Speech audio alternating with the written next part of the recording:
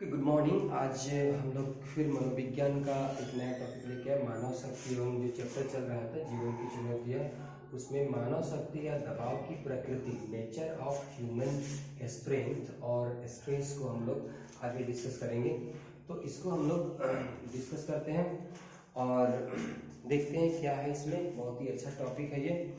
मानव शक्ति या दबाव प्रतिबल की प्रकृति जो होती है उसके बारे में हम लोग डिस्कस करेंगे।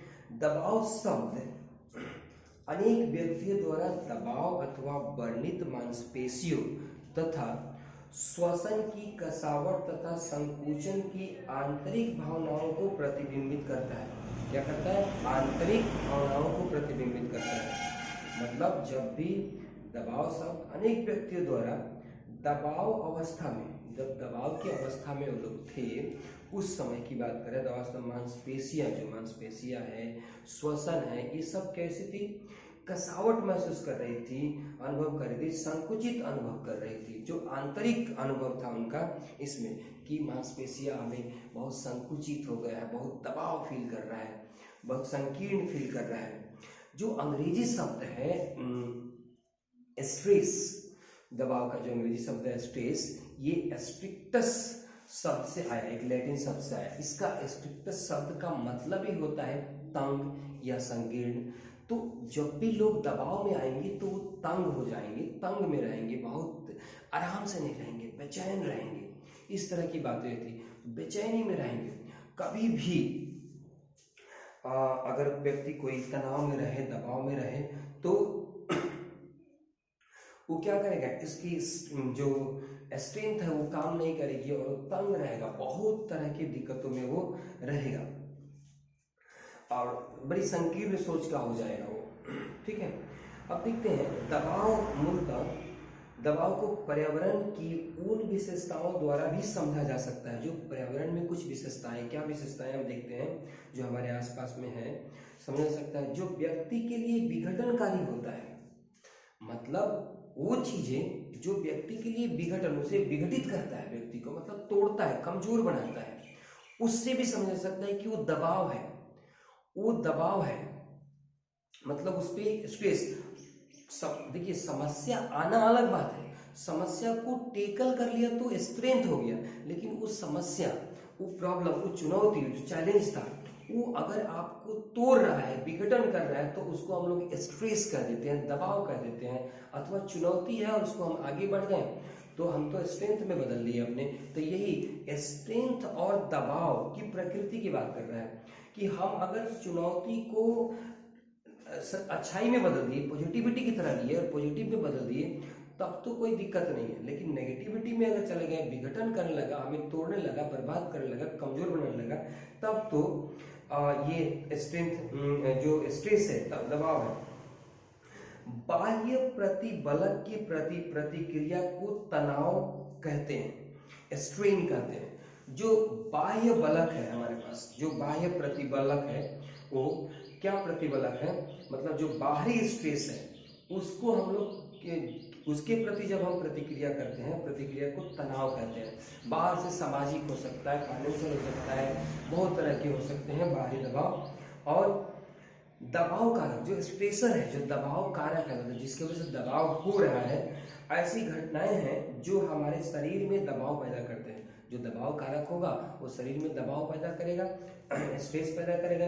ये घटनाएं क्या क्या हो सकती है? कोई शोर शराबा हो सकता है, हल्ला गुल्ला हो सकता है, आपका अपना सामाजिक संबंध हो सकता है, पारिवारिक संबंध हो सकता है, आपका रोज रोज का काम हो सकता है, आपका दबाव का कारण हो सकता है, आपका स्कूल जाना, रोज का दफ्तर स्कूल जाना, रोज का दबाव हो सकता है, रोज रोज इतना पढ़ना, एग्जाम देना, एग्जाम पास करना, अनेक तरह का दबाव हो सकता है। किसी का रोज दफ्तर जाना दबाव हो सकता है। मतलब अनेक तरह के काम हैं जो दबाव हो सकता है। जो भी नए सामने आ जाएंगे वो हमारे लिए दबाव बन सकते हैं। रोज रोज एक ही काम को बार बार करना, वो भी दिक्कत हो सकता है।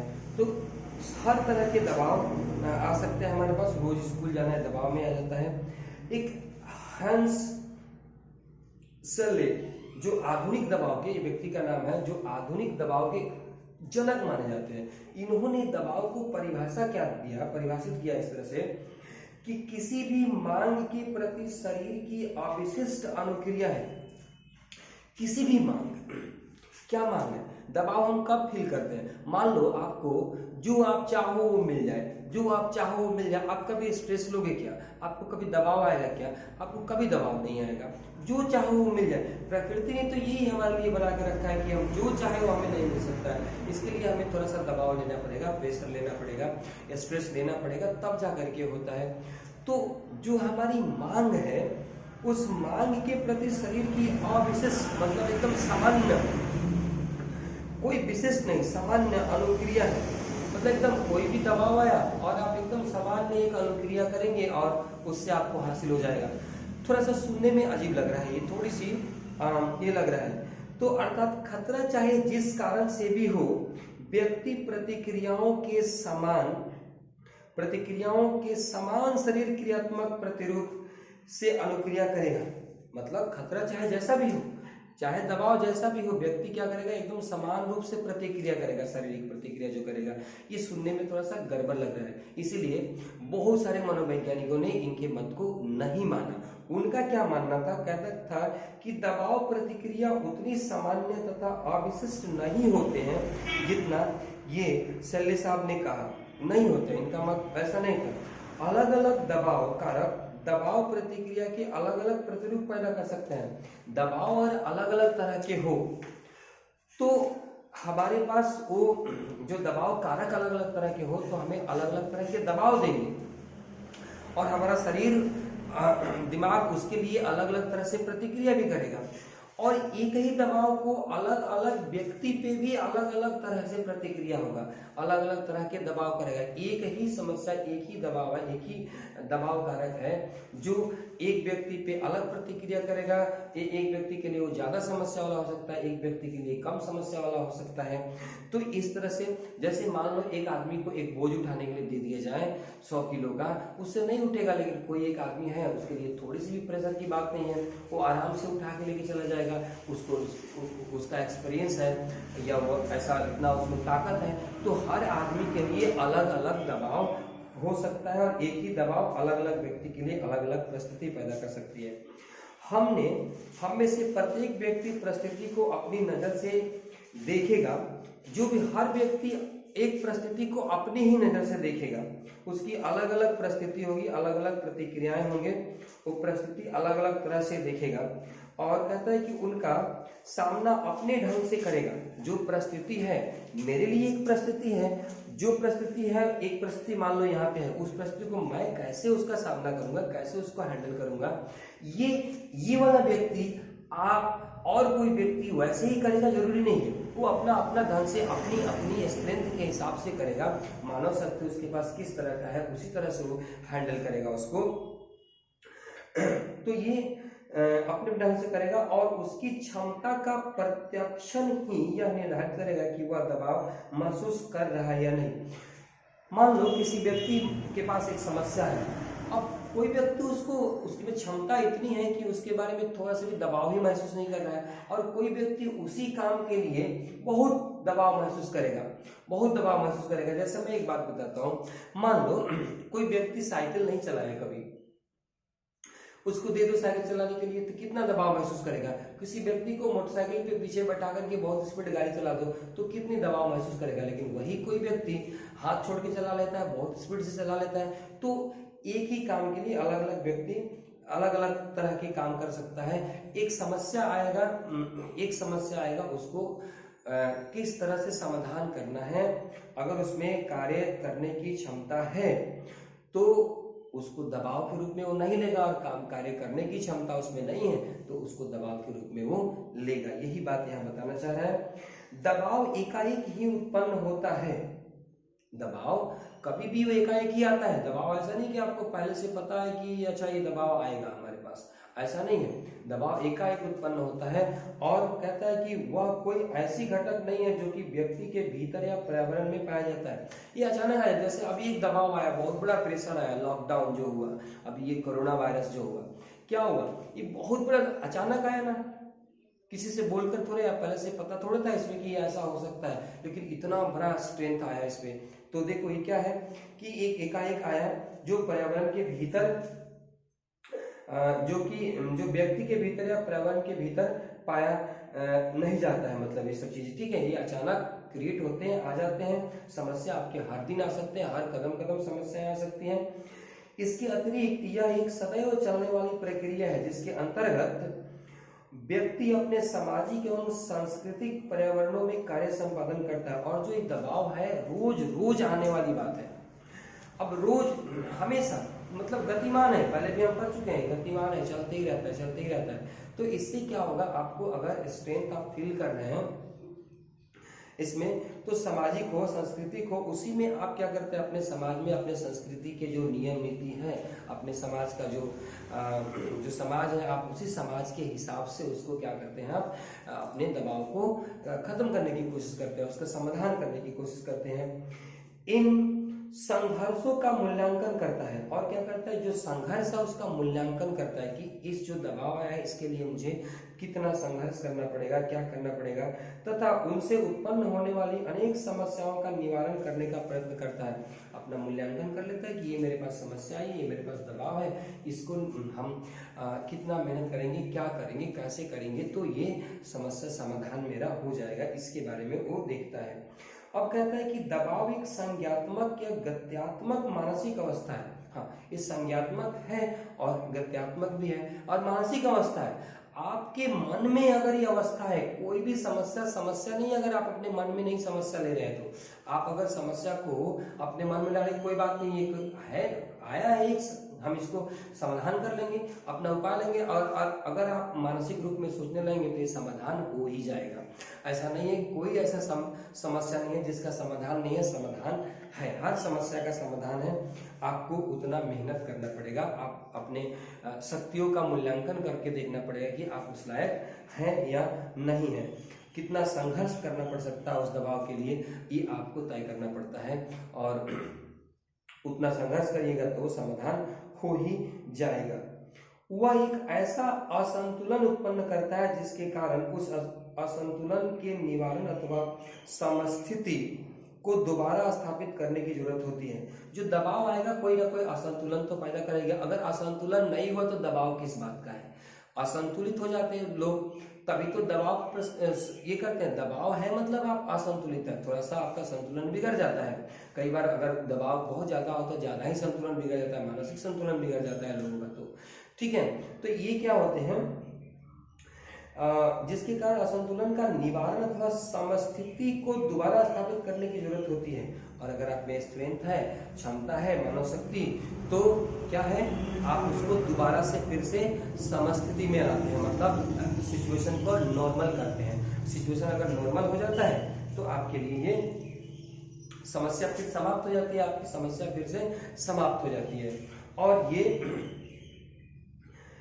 यही करना उचित भी है। कोई भी समस्या है मानसिक स्तर पे, उसको कभी भी उससे डरो मत, उसको लो और दबाव को आराम से समझो, क्या करना है, कैसे करना है, किस तरह से इसका समाधान किया जा सकता है, और आप समाधान कर सकते हैं। हमारे पास इतनी शक्तियां हैं, लेकिन बहुत आराम से उसका समझ बूझ करके काम करना पड़ेगा।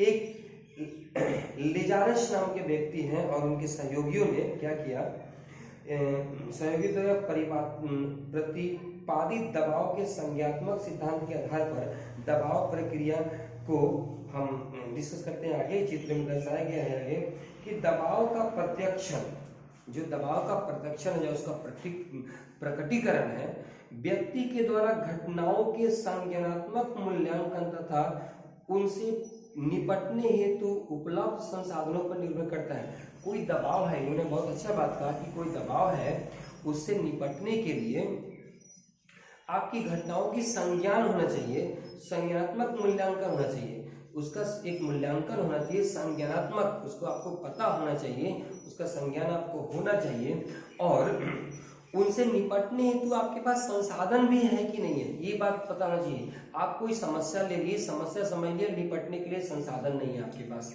आपके पास संसाधन अगर ना हो तो आप कैसे निपटिएगा। आपके पास संसाधन बहुत जरूरी चीज है। दबावपूर्ण परिस्थिति के प्रति एक व्यक्ति की अनुक्रिया अधिक सीमा तक घटनाओं के प्रत्यक्षण तथा मूल्यांकन या उनके व्याख्यान पर निर्भर करती है। कहता है कि दबावपूर्ण परिस्थिति के प्रति एक व्यक्ति की अनुक्रिया, जो एक व्यक्ति की रेस्पॉन्स होगी, कोई दबाव आया उस पर जो रेस्पॉन्स होगी, उस व्यक्ति की जो अनुक्रिया होगी वो क्या होगी, अधिक सीमा तक घटनाओं की प्रत्यक्षण तथा मूल्यांकन या उनके व्याख्यान पर निर्भर करता है। कितने सीमा तक अनुक्रिया की जो अधिक सीमा होती है, घटना के प्रत्यक्षण, घटना कैसा प्रतीत हो रहा है, कैसा लग रहा है, वो कैसा वो प्रकट हो रहा है, उसके हिसाब से उसके बाद कहता है कि तथा मूल्यांकन, उसका मूल्यांकन किया जाए कि कितना बड़ा है, कैसा ये घटना है, इस तरह से दबाव है, तो या उनके व्याख्यान पर उसका व्याख्या किया जाए कि कैसा है, उस पर निर्भर करता है। लेजारस ने मूल्यांकन को दो प्रकार के बताए, प्राथमिक एवं द्वितीयक, दो तरह के बताए। प्राथमिक क्या होता है, प्राथमिक मूल्यांकन का आशय एक नवीन या चुनौतीपूर्ण पर्यावरण, मतलब जो नया पर्यावरण हो, तो हमेशा नया चीज हमारे लिए चुनौतियों का चीज होता है। आप पहली बार मोबाइल चलाना सीखेंगे, चुनौती की बात है। आप पहली बार साइकिल चलाना सीखेंगे, आप पहली बार मोटरसाइकिल चलाना, आप पहली बार जो कुछ भी, आप पहली बार जब का खा गा भी सीख रहे तो वो भी आपके लिए चुनौती ही था, आपके लिए वो बहुत बड़ा चुनौती था। तो चुनौतीपूर्ण पर्यावरण होते हैं। आप कहीं एक नए स्थान में जाते हैं जहाँ पे कोई परिचित के ना हो, तो आपके लिए चुनौती होती है। आप उस भाषा को नहीं जानते हो, वहाँ के लोगों को, और चुनौती बढ़ जाती है। कहीं भी हम लोग जाते नहीं, कहीं शहर में अकेले पहली बार, तो डर लगता है, कई बार हमें दिक्कत होती है, और रात में अगर पहुंचे तो और भी दिक्कत होती है हमें वहाँ पे। तो पर्यावरण नया मिलता है तो हमें दिक्कत होती है। लेकिन क्या कहता है कि इस चुनौती वाला पूर्ण पर्यावरण को उसके सकारात्मक तटस्थता, अगर सकारात्मक ढंग से लेके चल रहा है तब तो ये समस्या नहीं रहेगी, ये दबाव नहीं रहेगा उसको अच्छी तरह से। अथवा नकारात्मक परिमाणों के रूप में प्रत्यक्षण से है, आपके पास जो समस्या आया, नवीन समस्या आया, नया कोई समस्या आया, नया कोई दबाव आया, आप उसे सकारात्मक ले रहे हैं कि नकारात्मक ले रहे हैं, इस पे निर्भर करता है कि आप कैसे ले रहे हैं। अगर आप सकारात्मक ले रहे हैं तो उससे आप जल्दी निवारण मिल जाएगा, नकारात्मक ले रहे हैं तो आपको विघटित करेगा, आपको तोड़ेगा। नकारात्मक घटनाओं का मूल्यांकन उनके द्वारा संभावित भय, हानि या चुनौती के लिए किया जाता है। अगर नकारात्मक तरीके से हम घटनाओं का मूल्यांकन करें तो उससे क्या क्या हो सकता है, जो भय वाला चीज है, उससे जो भी दिक्कतें आने वाली है, जो भी परेशानियां आने वाली है, उसके बारे में बात करते हैं। उससे कोई हानि आने वाली है उसके बारे में बात करती है इससे। और किसी घटना के द्वारा अब तक हुई क्षति का मूल्यांकन ही हानि है। कोई भी दबाव आया, कोई घटना आया, उससे जो भी क्षति हुई वो क्या है, हानि है हमारे लिए। तो जैसे एक स्ट्रेस आता है उससे कोई हानि होता है हमें, तो दबाव आता है उससे हानि होता है, तो हमारी क्या वो हानि हुई हमारी। भविष्य में उस घटना द्वारा संभावित क्षति का मूल्यांकन ही भय है। और जो भविष्य में उस घटना द्वारा संभावित क्षति का मूल्यांकन ही भय है। हम जब कभी भय में आते हैं, मतलब दबाव में आए तभी तो भय में आए, तो हम क्या करते हैं, सोचते हैं कि इसकी वजह से हो। जैसे मान लो अभी आपको लॉकडाउन चल रहा है, अब आप बहुत सारे बच्चे, अरे मेरा पढ़ाई नहीं हो रहा है, कैसे काम चलेगा, सब बच्चे घर में बैठे हैं, कुछ बच्चे ऑनलाइन, उनके पास सुविधाएं हैं तो क्लास कर ले रहे हैं, वो तो आगे बढ़ जाएंगे, हम कैसे। तो ये एक तरह की संभावित आपकी फ्यूचर में भय की आपके दिमाग में आएगा कि हम कैसे पास करेंगे, मेरा क्या होगा, मेरा नंबर कम आए तो इस स्कूल में एडमिशन नहीं मिलेगा, यहाँ वहाँ, बहुत तरह की बातें आप सोच सकते हैं। यही यहाँ पे कह रहा है कि भविष्य में संभावित क्षति का। अब जैसे यहाँ पे जो ये लॉकडाउन ही एग्जाम्पल के रूप में यहाँ पे ले लेते हैं, जो अभी लगाया गया, इसकी वजह से क्या हुआ, अगर नहीं लगाया जाता तो भविष्य में कितना क्षति हो सकता था, ये कितने लोगों का जान जा सकता था, इसकी संभावनाओं को देखते हुए लगाया गया। फिर एक दोबारा ये लॉकडाउन लगाया गया तो देश कितना पीछे चल जाएगा, भविष्य में कितना इसको दिक्कत और चैलेंजेस सहना पड़ेगा, कितना देश गरीबी को झेलेगा, कितनी समस्याओं को झेलेगा, ये सारी भविष्य की भय है, अभी भी भय बना हुआ है, ठीक है। और कहता है कि घटना कितनी चुनौतीपूर्ण है, इसका मूल्यांकन उस दबावपूर्ण घटना का सामना करने की योग्यता से है कि उस पर विजय प्राप्त की जा सकती है। देखो, कोई भी घटना कितना चुनौतीपूर्ण है, इसका मूल्यांकन उस जो दबावपूर्ण घटना है, जो स्ट्रेस वाली जो घटना है, उसको सामना करने की योग्यता से, अगर किसी में उस घटना को सामना करने की योग्यता है तो उसमें कोई दिक्कत ही नहीं है, वो उसको दबाव की तरह महसूस ही नहीं करेगा। और कहते हैं कि उस पर विजय प्राप्त किया जा सकता है अगर वो मूल्यांकन किया जाए उस तरह से दबावपूर्ण घटना को कि योग्यता है और उस पर हम लोग अगर विजय प्राप्त कर सकते हैं तो योग्यता हो तो विजय प्राप्त तो करेंगे, योग्यता ना हो तभी हम विघटित होते हैं, तभी हमें दिक्कत होती है। और कहता है कि तथा उससे लाभ भी उठाया जा सकता है, उससे लाभ भी उठाया जा सकता है। हर चीज का एक नेगेटिव एस्पेक्ट होता है तो एक पॉजिटिव भी एस्पेक्ट होता है, तो जो कुछ भी हो रहा है उसका लाभ आप उठा सकते हैं हर तरह से। अभी बहुत तरह से आपको लाभ, जैसे यहाँ मान लो कि ये लॉकडाउन ही हो रहा है अभी इसका, तो एक तरफ तो लाभ है कि फाइनेंशियल एक्टिविटीज नहीं हो रहे हैं, इंडस्ट्रीज नहीं चल रहे हैं, बहुत सारा चीजें हो रही है, लेकिन दूसरी तरफ लाभ देखो तो पर्यावरण कितना शुद्ध हो गया, कितना शुद्ध वातावरण हो गया, कितना शांति का माहौल हो गया। इंडस्ट्री चलते थे, गाड़ी चलते थे, दिन रात हल्ला गुल्ला, आदमी चैन का नींद नहीं सो पा रहा था। लेकिन अभी देखो कितनी आराम से शांति से लोग शांति से जीवन जी रहे हैं, आराम से घरों में बैठे हुए हैं। हाँ, अलग बात है कुछ लोग मानसिक रूप से विकृत हैं तो इसमें भी उनको परेशानी ही परेशानी नजर आ रही है। लेकिन सोचो जरा, नदियों को साफ करने के लिए, इस वायुमंडल को साफ करने के लिए सरकारें कितनी मेहनत करती थी, लेकिन इसका फायदा हुआ ना। तो ये दबाव तो एक तरह से ले रहे हैं, लेकिन इसका फायदा भी तो है। हम लोग भी इस तरह से जीवन में जो दबाव आती है उसका कोई फायदा होता है। अच्छा, दबाव के कारक क्या क्या होते हैं? दबाव की कारक में हम लोग लेते हैं, दबाव के कारक में एक होता है प्रकार। क्या है दबाव के प्रकार? तो एक पर्यावरणीय दबाव हो सकता है, पर्यावरण का दबाव हो सकता है, धूल मिट्टी, ये धुआं, जिस सारे ये सब क्या होते हैं, जो दूषित वायु है, ये सब हमारे लिए क्या है, पर्यावरण है। साउंड, ये सब है। सामाजिक, जो समाज में कुछ रीति नीति है, इस समाज का मान्यता वो है, उस समाज का मान्यता वो है, वो सब। और मनोवैज्ञानिक कारण भी हो सकता है, मनोवैज्ञानिक कारण हो सकता है कि हमारी जो मान्यताएं हैं उसकी वजह से भी ये सब स्ट्रेस की बात है, कोई इस बात को अच्छा मानता है, कोई उस बात को अच्छा मानता है, तो ये सारी चीजें हमारे लिए क्या है, मनोवैज्ञानिक कारण है। अब देखते हैं आयाम इसकी, जो दबाव है इसकी आयाम क्या होता है, जटिलता हो सकता है। कोई आयाम जो इसका जो दबाव होता है बहुत जटिल हो सकता है, उसका समाधान करना आसान नहीं है, बहुत संघर्ष करना पड़ता है उसके लिए। तीव्रता, बहुत जल्दी वो घटना होगी और मतलब उसकी तीव्रता हो सकती है, बहुत जल्दी हो सकती है। अवधि उसका देखा जा सकता है कि उसकी कितनी अवधि के लिए आ रही है। जैसे अभी अगर हम बात करें तो ये लॉकडाउन ही कई बार एग्जाम्पल्स बहुत अच्छा बना हुआ है। इसमें देखो इसकी अवधि अभी कितना दिन तक जाएगा कुछ पता नहीं है, लेकिन तीव्रता इतनी खतरनाक तेजी से फैल रहा है।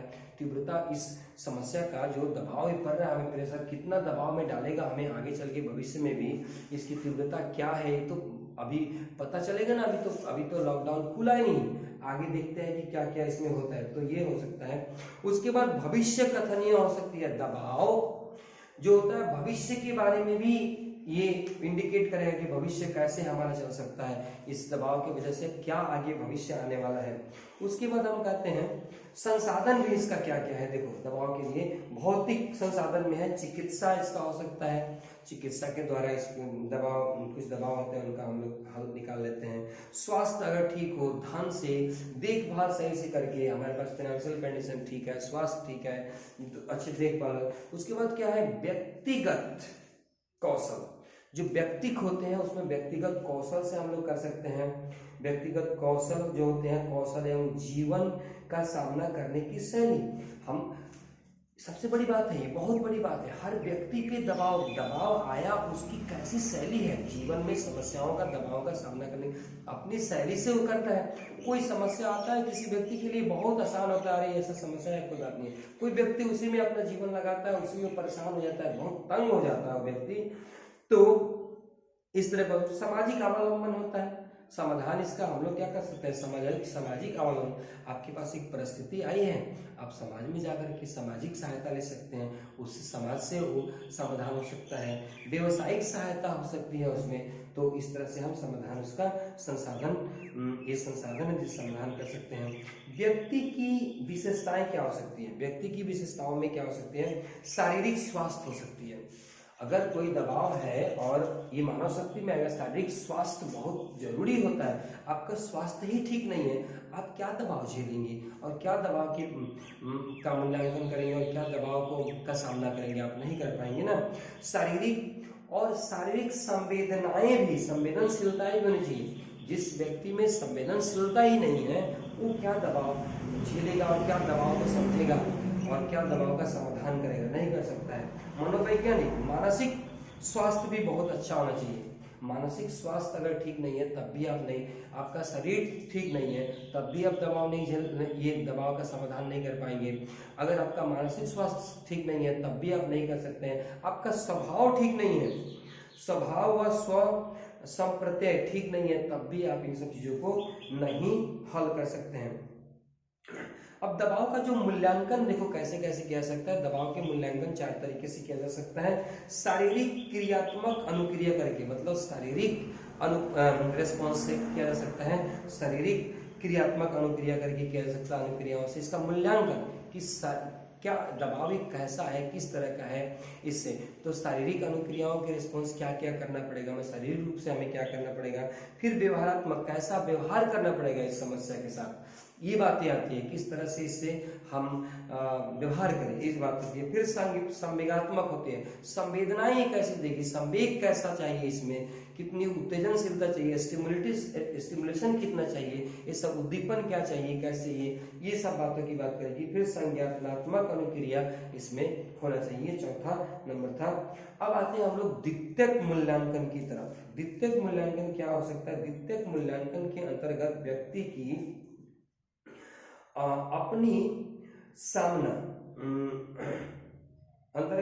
की अपनी सामना करने की योग्यता तथा संसाधनों का मूल्यांकन होता है।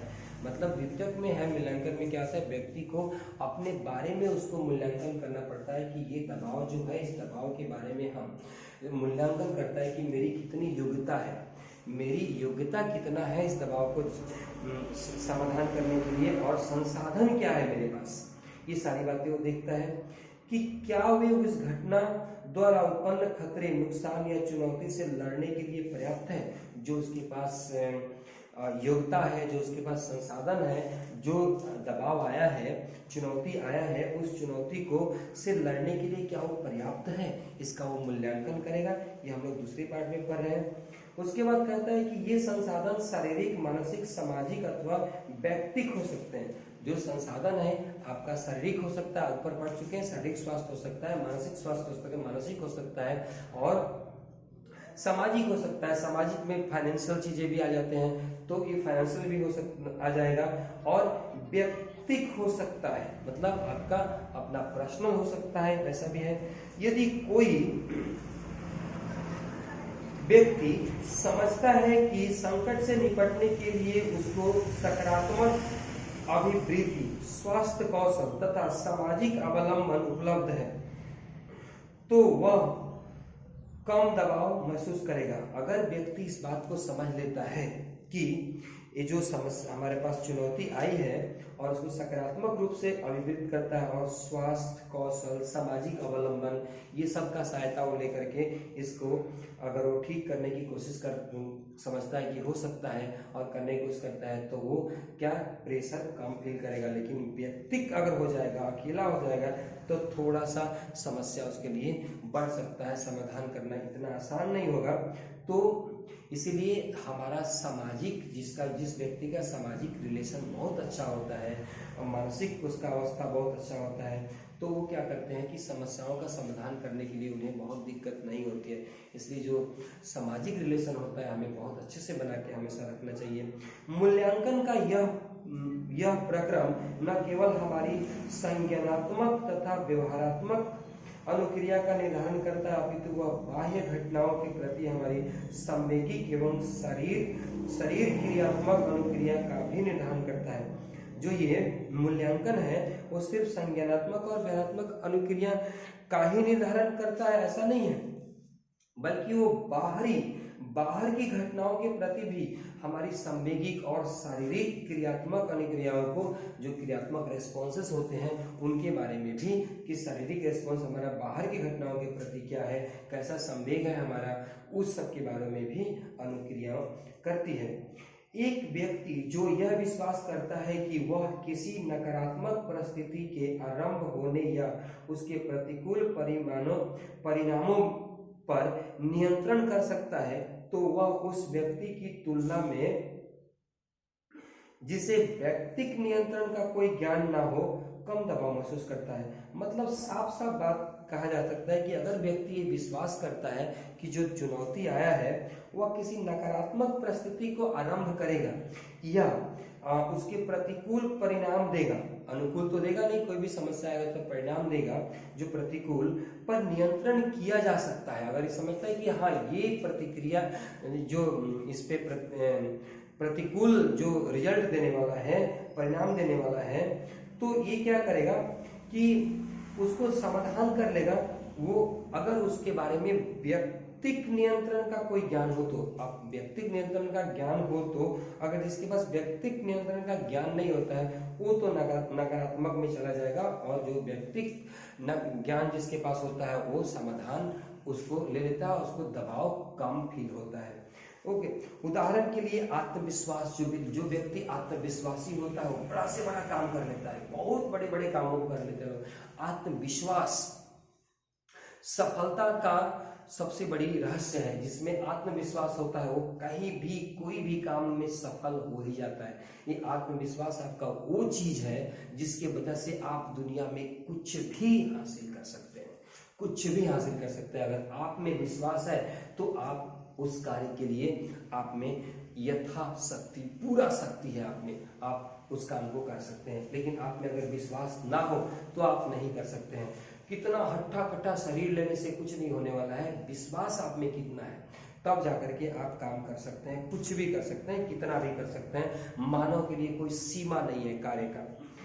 यह निर्धारण कर सकती है, कहता है कि जो विश्वास और क्षमता की भावना, आप में कितनी क्षमता की भावना, आप अगर क्षमता सोचते हैं कि बहुत क्षमता है मुझ में, मुझे ये काम करने की क्षमता है, मैं ये काम कर सकता हूँ, तो आप कर सकते हैं। तो यह निर्धारण कर सकती है कि व्यक्ति किसी परिस्थिति का मूल्यांकन या चुनौती या भय के रूप में करेगा। तो ठीक है, तो किस तरह से इसका सामना करेगा आपकी चुनौतियों पे, और आपके जो चुनौतियां आएंगी आपके आत्मविश्वास और आपकी क्षमता पे निर्भर करता है ये।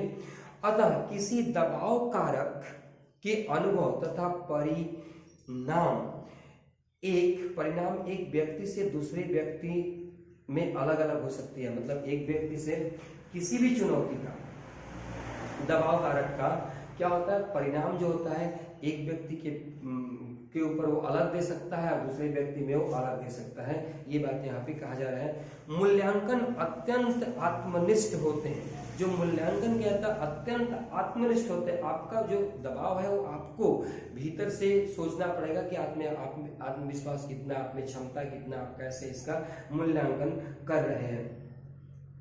अब कहता है कि एक कारक इस प्रकार की दबावपूर्ण परिस्थितियों से निपटने का है पूर्व अनुभव। जो पूर्व अनुभव है ये जो पास्ट एक्सपीरियंस होता है, जो ठीक है, जो पोस्ट एक्सपीरियंस इसको हम लोग कह सकते हैं, जो भूतकाल में आपने एक्सपीरियंस कर चुका है पहले, जिसके बारे में आपका अनुभव हो चुका है, वो क्या होते हैं, किसी भी दबाव को निपटने के लिए बड़ा काम करते हैं। जो बड़ा मतलब ये करता है, जो पहले से आपको एक्सपीरियंस हो गया है वो काम। जैसे मैं एक काम लेता हूँ, एक रास्ते से जाना, एक व्यक्ति नया जा रहा है, पहली बार जा रहा है, गड्ढा वड्ढा उस रास्ते में हो अगर, तो दिन में चलने में भी दिक्कत होता है। लेकिन जिस व्यक्ति को जो व्यक्ति इसमें रात दिन चल रहा है, रोज चल रहा है, कई बार चल चुका है, वो रात हो दिन हो अंधेरे में भी उसको पता है कि यहाँ गड्ढा यहाँ नहीं है, वो अपना साइड बाय लेते हुए चला जाएगा वो अपना, तो उसको विशेष दिक्कत महसूस नहीं होती है। लेकिन एक नए आदमी के लिए तो महसूस होता है दिक्कत। इसलिए अगर आपके पास एक्सपीरियंस हो किसी भी चीज का, कोई भी काम करने का, मान लीजिए आपके पास एक कोई नया सामान पकड़ा दिया जाए कि थोड़ा ये काम करके दिखाओ, जैसे किसी व्यक्ति को एक मोबाइल चलाने का कोई एक्सपीरियंस ना हो, पहले से कभी मोबाइल ऑपरेट ना किया, उसे अचानक दे दिया जाए तो उसको पता नहीं चलेगा क्या करे, किधर से ऑन करे, किधर से ऑफ करे, कुछ नहीं। लेकिन जो चला रहे हैं, पहले चलाया हुआ है, फिर बरसों नहीं चलाया है, फिर से लोग, अब जैसे कई बार साइकिल चलाते हैं और साइकिल से बहुत बार, आज तो मोटरसाइकिल हो गया, लोग अब मोटरसाइकिल चलाने लगे, लेकिन फिर भी 5 साल 7 साल हो गया मोटरसाइकिल चलाते हुए और नहीं। ये एक्सपीरियंस मेरा अपना खुद का है। मैं मोटरसाइकिल और साइकिल दोनों चलाता था। दिल्ली जब गया तो 4 सालों तक ना मैंने एक दिन भी मोटरसाइकिल चलाया, ना एक दिन साइकिल चलाया। लेकिन फिर मैं सोचता था कि साइकिल भूल जाऊं, मोटरसाइकिल, फिर घर आया, पहले दिन चल गया, कोई दिक्कत नहीं है, थोड़ी सी भी दबाव महसूस नहीं हुआ। बस वही हुआ कि थोड़ा सा स्पीड कम चलाए पहली बार। तो इस तरह से आपको एक्सपीरियंस जो होता है, पास्ट एक्सपीरियंस, वो आपके लिए बहुत ही फायदेमंद होता है किसी भी दबाव को से निपटने के लिए। जब कोई व्यक्ति पूर्व समान परिस्थितियों में सफलतापूर्वक निपट चुका होता है तो वह परिस्थिति उसके लिए कम खतरनाक होती है। मतलब वैसी परिस्थिति से पहले निपट चुका होता है तो ऐसा परिस्थिति आए, कोई बात नहीं है, हमको अब दिक्कत नहीं है, आराम से निपट लेंगे, उसके प्रति हम उतना मतलब चिंतित नहीं होंगे पहले से, क्योंकि उसके बारे में पता है। यह दूसरा कारक यह है कि क्या दबाव उत्पन्न करने वाली घटना नियंत्रण जो नियंत्रणीय है, कंट्रोलेबल है, क्या वो कंट्रोल किया जा सकता है? तो अभिप्राय यह है कि क्या परिस्थिति पर व्यक्ति का नियंत्रण है या प्रभुत्व है। मतलब कोई भी परिस्थिति हो, क्या परिस्थितियों पे हमारा नियंत्रण है? नहीं, हमारा परिस्थितियों पे नियंत्रण नहीं है। कब कौन सा परिस्थिति हमारे सामने आएगा हमें नहीं पता है। हम यहाँ से निकल के मार्केट के लिए जा रहे हैं, हमारे सामने कब कौन सा परिस्थिति आ जाएगा, कब गाड़ी आके टकरा जाएगा हमारे से, कोई गाड़ी धक्का मार के चला जाएगा, ये परिस्थिति हमारे पास है। दबाव हमारे पास हमेशा वहां पे फील हो रहा है। तो हम परिस्थितियों को अपने बस में नहीं कर सकते। परिस्थितियां आते रहेंगी, लेकिन परिस्थितियां आए तो उसका समाधान करने की ताकत हम में है। हम समाधान, क्योंकि परिस्थिति हमारे बस में नहीं है। न जाने कितनी परिस्थितियां आ सकती हैं, कब आ सकती हैं, कैसे आ सकती हैं, हमें नहीं पता है। हम मान लो कि कहीं यहाँ जा रहे हैं, बहुत सुखपूर्वक जा रहे हैं, बहुत अच्छा, अचानक आंधी तूफान भूकंप कुछ आ गया, परिस्थिति आई ना, हम घर में सोए हैं, भूकंप आ गया, परिस्थिति आई ना। तो परिस्थितियां हमारे सामने नहीं है, परिस्थितियों को समझने की ताकत हमारे पास है, हम समझ सकते हैं, उसका समाधान कर सकते हैं। तो ये कंट्रोलेबल नहीं है, नियंत्रणीय नहीं है।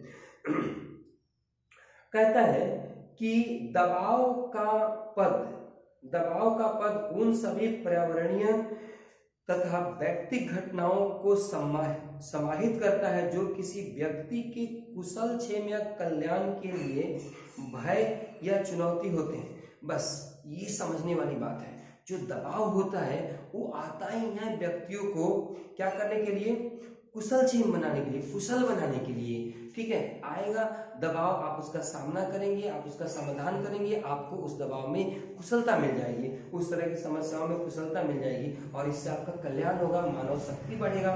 इसी तरह से आपके पास जितनी चुनौतियां आती है, जितनी दबाव आती है, उसका समाधान करते जाइए। आप में क्या होता है, आपका कल्याण होता ही जाएगा, आप में स्ट्रेंथ बढ़ता जाएगा। यही तो मानव शक्ति है। ऐसे ही दबाव जितना मिलेगा, जिसका समाधान कर जाएंगे आप, उतनी ही ताकतवर होते चले जाएंगे, तो आपको कुशल बनते जाएंगे। जैसे हम बात करते हैं कोई किसी व्यक्ति को, हम एक ऐसे लॉयर को जानते हैं जो मतलब उनको एक जो क्या नाम है आर्टिकल होते हैं, जितने भी सेक्शंस होते हैं, धारा होते हैं, वो मतलब एकदम कंप्यूटर की तरह याद है, हर चीज याद रखता है। तो क्या हुआ, एक्सपीरियंस से हुआ, बार बार करने पर हुआ। तो क्या हुआ, जितनी समस्याओं को उन्होंने झेला, जितनी ज्यादा केसेस लड़े उन्होंने कोर्ट में, तो क्या हुआ, उनका वो समाधान करने की क्षमता बढ़ती चली गई और वो और भी ज्यादा कुशल। जिस कार्य को, जैसे एक स्किल डेवलपमेंट कोर्स रहता है, क्या होता है, बार बार किस काम को करो, सीखो, ज्यादा चीजों को सीखो, तो क्या होता है, आप उस काम में दक्ष होते जाते हो, कुशल होते जाते हो। यही तो यहाँ पे कहा जा रहा है, चुनौतियों का सामना करोगे तब ना, घर बैठने से तो कुछ होता नहीं है।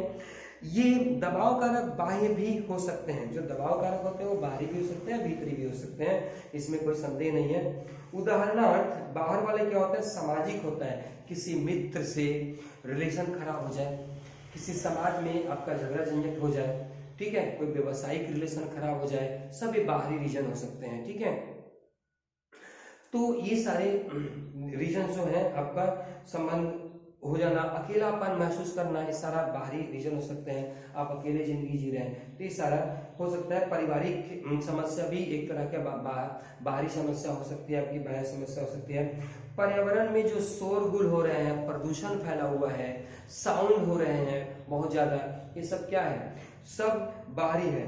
कुछ मनोवैज्ञानिक कारण भी है बाहरी, द्वंद हो रहे हैं, झगड़े हो रहे हैं। आज देखो ना समाज में, संस्कृति में क्या हो रहा है, जहां देखो वहां जाति के नाम पे, धर्म के नाम पे अनेक अनेक तरह से मतलब झगड़े, झंझट, फसाद, जहां देखो मार काट, ये सब हो ही रहा है। तो ये क्या है, सब कुछ आपके लिए क्या है, स्पेस है।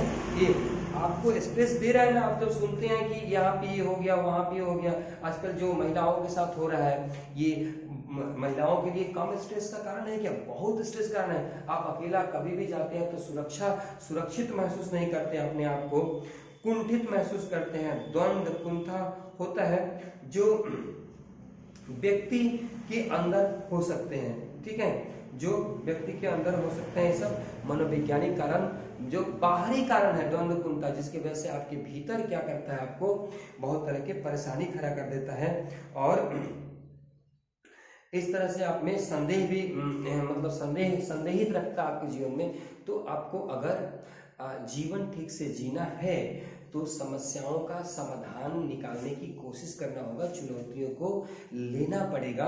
और क्या नाम है, जितनी चुनौतियां आएंगी उतनी ही आप समाधान निकालिए, आराम से उसको अपनी क्षमता का मूल्यांकन कीजिए और अपने संसाधनों को देखिए कि क्या संसाधन है मेरे पास, और उसके हिसाब से काम करना। एक संसाधन के बारे में मैं बात बोलना चाहूंगा कि मनुष्य में वो शक्ति है कि जैसी भी समस्या आ जाए उसको अगर वो चाहे तो संसाधन बना लेगा। संसाधन आप बना सकते हैं, आपको उतनी मेहनत करनी पड़ेगी, संसाधन बन सकते हैं। समय थोड़ा समस्या का समाधान में ज्यादा लग सकता है, अलग बात है। जिसके पास संसाधन पहले से है वो थोड़ा जल्दी उसका समाधान कर सकता है, लेकिन आप खुद से संसाधन बना करके समस्याओं का समाधान करते हैं तो आप में क्या होते हैं, शक्ति ज्यादा बढ़ती है, आप में कौशल ज्यादा आएगी, आपकी कार्य क्षमता ज्यादा बढ़ेगी, आप में दक्षता ज्यादा बढ़ेगी, आप उतने ही कुशल होंगे। आज के लिए इतना सा, धन्यवाद।